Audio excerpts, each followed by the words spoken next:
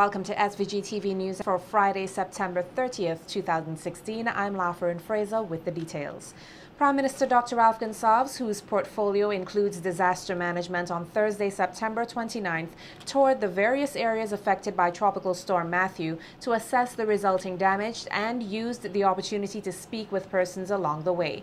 Nolisha Miller has more on the Prime Minister's tour in this report. During the passage of Tropical Storm Matthew, Prime Minister Dr. Ralph Gonsalves was out of state. But upon his arrival in SVG on Thursday morning, he immediately took up duties to assess the damage left by the storm.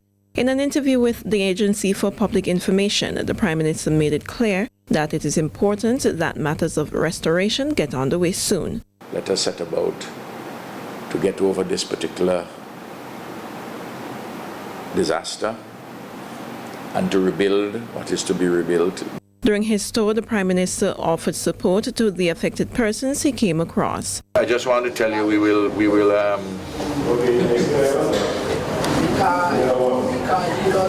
do a detailed check of all the houses. We have NEMO do all the detailed checks. Now they're dealing with the relief issue, people in the shelters and so on, but we deal with a detailed relief check for the houses. And to those severely affected, he gave his assurance that the government will lend a helping hand. Well, it's bad, but we're lucky. Yeah, I'm still blessed that I'm alive.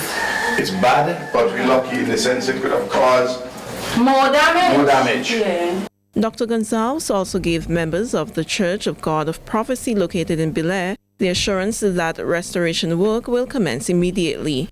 When the place gets dry, you bring in a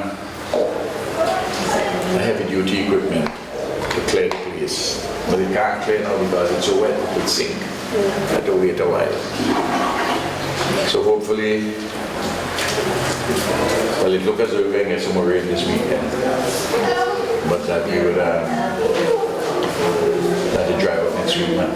The passing of Tropical Storm Matthew across the SVG left one person dead and many homes damaged. Nolisha Miller, The Evening News. An affected family in the Coconut Range area of Camden Park remains homeless after a rock which was set loose during Tropical Storm Matthew almost demolished their house. Keita Delplush spoke of the frightening ordeal. I went only to tie the goat.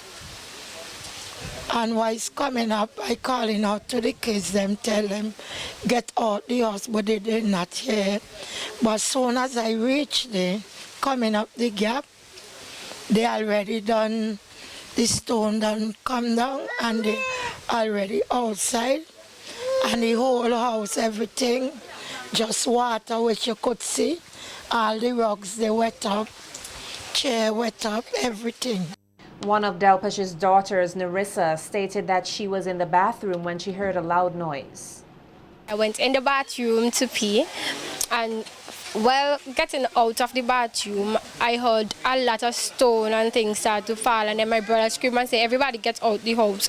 So then, on the way running, I just hear a lot of crashing. I laughed, I don't know what to do, what's happening. I was just crying, worrying, and after we managed to escape and get out, my mind was on what we're going to happen now, where we're going. It was just like a disaster. Delpush's eldest daughter, Violet John Baxter, said she is very concerned about her family, especially about their present living conditions. I get a phone call say that the big stone came down behind the house. I told them to get out as soon as possible. When I reached home, I saw lots of villagers helping my mom to clear out stuff out of her house, which I have to thank them very much for. And the assistance that they gave to my mom is only left now for somewhere for them to go to get a rest and stuff like that. Meanwhile, Prime Minister Dr. Ralph Gonsalves is appealing to persons to exercise consideration to the recent storm victims. At a meeting held on Thursday with the disaster management executives, Prime Minister Gonsalves indicated that the government will now have to make the decision to utilize the recently acquired building materials for national restoration. He said while he is aware that many persons were looking forward to government's donation of building materials, the first priority must be to look after those who were affected by Tropical Storm Matthew. It is fortuitous that we have gotten in a significant amount of building materials. I just want to say that lots of persons were anticipating building materials and which I was anticipating to be delivered to them, that some of them would just have to bear with us. We will try and deliver as much as we can, but as you would appreciate, we have to address the urgent needs right away. And to use some of that material, for instance, at the Lewis Bennett home, to use some of it at the to help with these houses which have been damaged or destroyed, and to do some other work. The Prime Minister noted that the available building materials were acquired at a cost of over $4 million and cautioned Vincentians to continue to be on their guard given the unpredictability of weather patterns.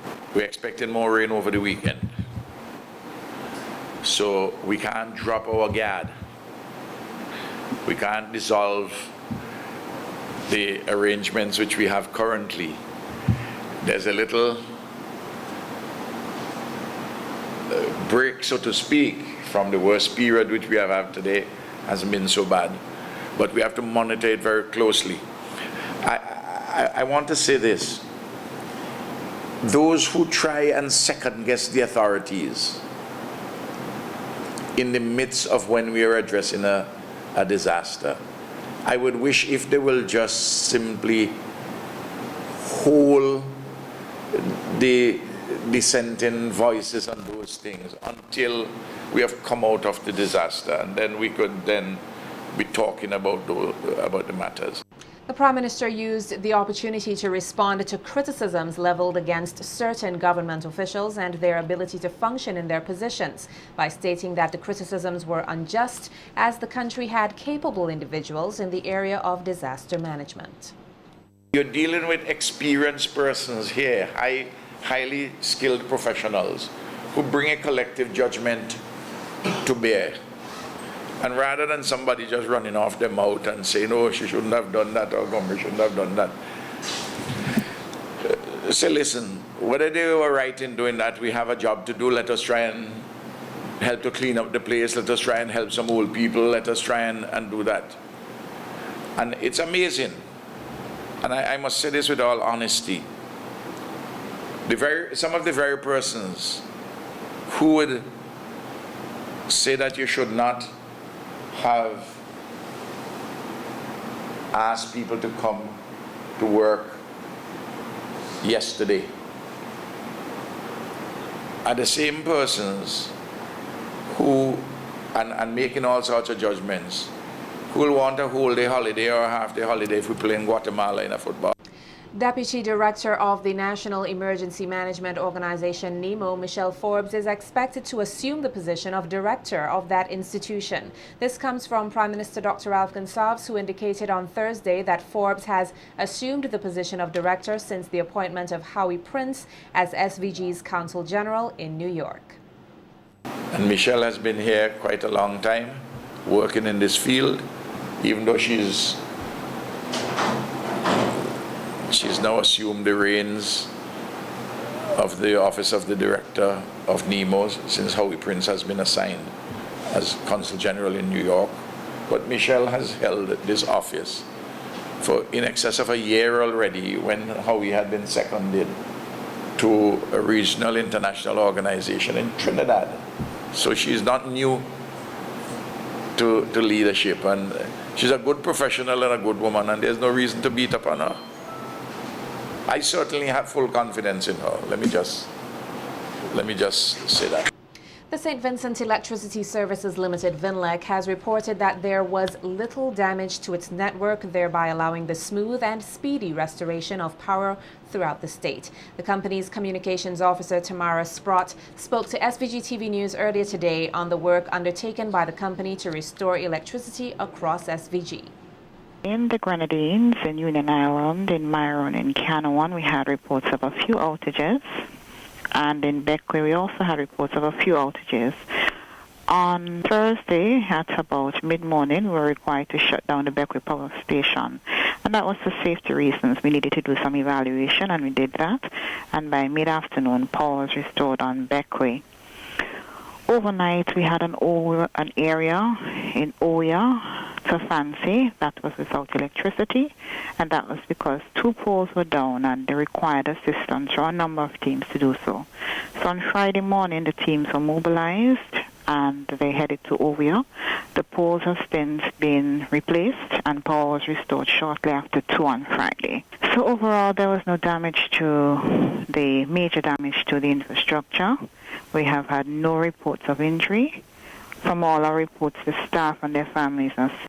Sprott also commended all members of the utility staff of the company for their hard work after the passage of the storm. We just want to use this opportunity to congratulate our workers for the hard work in restoring electricity and to commend all members of staff. Generally, we see persons from the transmission and distribution department, and we recognize them because we see them out front. And we also recognize those who work in the generation department because those are the persons who are in the power stations. But we want to thank all members of staff. There's a lot of support from all of the other departments, even though they're not usually up front. And we want to congratulate everyone for doing a very good job. And everything is set to be back to normal with the water system across the country. Public Relations and Marketing Manager of CWSA, Joan Ryan, says that assessment of the state's water network by the company's various technical teams indicated that there was minimal damage to CWSA's pipeline infrastructure and water has been restored to all customers. So our technical teams have been out and all evaluations have been done to the system, and we are pleased to report that everything is back to normal. Water has been restored to from all of our systems to our customers. You would recall that we have 11 sites, catchment sites, and every community since Tropical Storm Matthew have been restored water. We do not foresee any major technical upgrades at this point. Of course, the CWSA's technical team is always on the ground doing maintenance work, so we will continue in that vein. Ryan added that precautionary measures to cut off water supply throughout the state before the passing of Tropical Storm Matthew was to ensure water quality and availability after the storm. We are gravity fed, and our water comes from rivers and streams. That when there's heavy rain and there's landslide, chances of rivers becoming muddy and siltation and brown water coming through the taps can increase. However, what we did during this period was to close down as the inlets and the outlets so that we can prevent the muddy water coming through. However, in the event of any of this ever happening, any muddy water or silt coming through the system, we advise our customers to please allow for a period of time for that water to run off, and after that has run off, your water would be safe for use. The National Emergency Management Organization, NEMO, has released a preliminary damage assessment report of Tropical Storm Matthew. Sharon Garraway tells us more in this report. An assessment of Tropical Storm Matthew by National Emergency Management Organization NEMO for the period 28th to the 29th September 2016 showed that this country experienced some 3.4 inches of rainfall. The NEMO report stated that one male teenager from Layou died during the passage of the storm, while an elderly man of Trigger Ridge was hospitalized and later discharged. The tropical storm warning for St. Vincent and the Grenadines was discontinued at 8 a.m. on Thursday the 29th September 2016, and the all clear was issued at 11 a.m. on the same day. The government of St. Vincent and the Grenadines authorized the closing of all schools on Tuesday, September 27th, 2016 at 2 p.m. and stipulated that they be closed for the rest of the week. The closing of all businesses nationwide, public and private, were also authorized at 11 a.m. on Wednesday, September 28 and resumed on Thursday, September 29, 2016. The impact in the preliminary report showed some 28 homes were damaged and one individual was made homeless. Shelter was provided for 462 persons, 177 children, and 285 adults. A number of rivers were also flooded. There were also no major structural damage to the road network. As it pertains to healthcare, all facilities were adequately staffed. The Milton Cater Memorial Hospital reported no flooding, but minor leaks, and there were adequate staff and supplies. The Ministry of Health, Wellness and the Environment had provided counseling for the family of the deceased young man in Layou. In search and rescue, the Royal St. Vincent and the Grenadines Police Force rescued 2 persons who were trapped by a landslide and swollen river. Fishermen who were at sea were located in Martinique. All media houses as well as social media platforms were utilized to raise awareness. Sharon Garraway, SVG Television News. In more local news, environmental consultant Dr. Reynold Murray has given the assurance that toxic fumes will not be an issue when drilling work in the geothermal project begins. Murray gave that assurance while addressing several issues of public concern during a recently held consultation at the Newgrounds Learning Center hosted by the St. Vincent Geothermal Company with area residents. Dr. Murray noted that while an elevated amount of noise and sulfuric fumes can be expected when the drilling commences, he did not expect any toxic fumes to be emitted from the site. Right in the immediate area where there's drilling, there's going to be increased noise. Right? There'll be increased noise. There's no gas emitted from the drilling. What we're saying is that the drilling will not produce any toxic fumes to cause ill health or death to anyone. We know that. But there will be increase in noise, and there will be some increase in gases such as hydrogen sulfide. If you go to Soufriere, those of you who've been to Soufriere before, if you get up to the top of times, you get that sulfur smell, right? You get that kind of sulfur smell. Well, that's the kind of stuff we expect a little of that if you're in the area where you're drilling. And the breeze is blowing, and in that area, you can blow the breeze down, you can smell something. But we don't expect or anticipate any toxic fumes to be released into the environment to cause any damage. But as we continue the project, we're going to have more consultations, so that from those consultations, you have a chance to lodge your complaint or to ask any questions as it relates to any of these. Dr. Murray added that a relocation action plan was in place to compensate and relocate persons if it became necessary. We have a resettlement action plan, meaning there are a couple of people who have to be removed from where they're farming. You can't just remove the people from where they're farming and throw them on the street. So we have what's called a resettlement action plan to ensure that these people are relocated where possible, right, and compensated for any damage that they would have suffered as a result of the project. And so, as a matter of socio-economic management, we are ensuring that people's livelihood are not just disrupted and that they're left unattended. We have a grievance redress mechanism. What that is saying is that if you have a problem, you're going to have a way of lodging a complaint and have your complaint heard. And Mr. Charles will talk to you about that a little more in a while. He also pointed out that various archaeological discoveries were expected given the site's location and encouraged persons to report any such findings to the relevant authorities. But if by chance you find some piece of relic, some carved stone or something that shows that people, some from our ancestors have been there, we can't just go in, oh boy, I find a nice, this look good, put it in your pocket and walk away. You can't do that.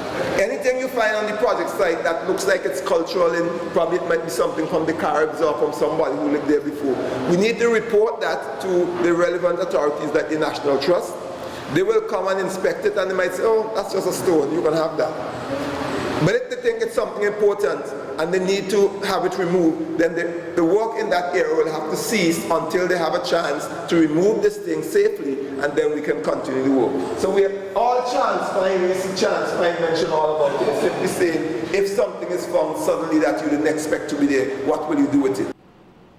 Work must be continuing if the KCCU is to remain relevant to its members. This was the comment made by Vice President of the Kingstown Cooperative Credit Union, the KCCU, Cynthia Hope Brown, as she gave remarks at the official launch of the credit union's mobile app.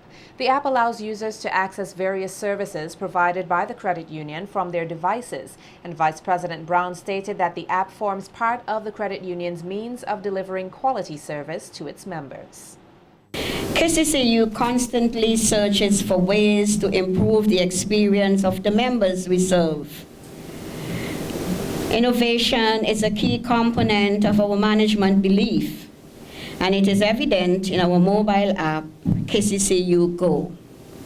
The KCCU family believes that we must add value to members, and this is enshrined in our mission to deliver high-quality financial services. It has always been a long journey from inception. Every board, management committee, management and staff that ever served has had to grapple with the requirement to provide services that are relevant and adapted to the ever-changing perceptions and needs of members. Brown pointed to some of the services provided by the app to KCCU members. It enables users the power to connect with the credit union at any time from anywhere. Our membership now have in their hands the tool to obtain services from the credit union night and day. From the convenience of your home, the beach, your vehicle, you can book an appointment for a loan or to see a customer services representative. You are now enabled to ascertain whether you have the financial capacity to save or repay a loan. You can also access your financial preparedness to determine your training needs. You can download our app web forms to complete selected applications. Our members in the diaspora no longer have to look for telephone numbers to call KCCU. Here now is a presentation on the functionality of the KCCU Go app. At some point in time. Okay, so we have about 12 functionalities on this app. You're not able to see it on the screen at the moment, but you might be able to see KCCU follow us and support on the screen. And you have photo gallery, location, contact, news, assessment apps, appointment, book and accounting reports. And you get some idea if you're in the diaspora, where KCCU is situated on Granby Street. You can see that blue button there, giving you some indication of where we are in the country. Very good for persons who are overseas and not even sure where St. Vincent is. So you get some idea as you continue to zoom in of what we're about in. Within location also, just to go back to that slightly, there's a feature built in here to make calls. You can certainly do that. If I wish to call KCCU, I just hit one button.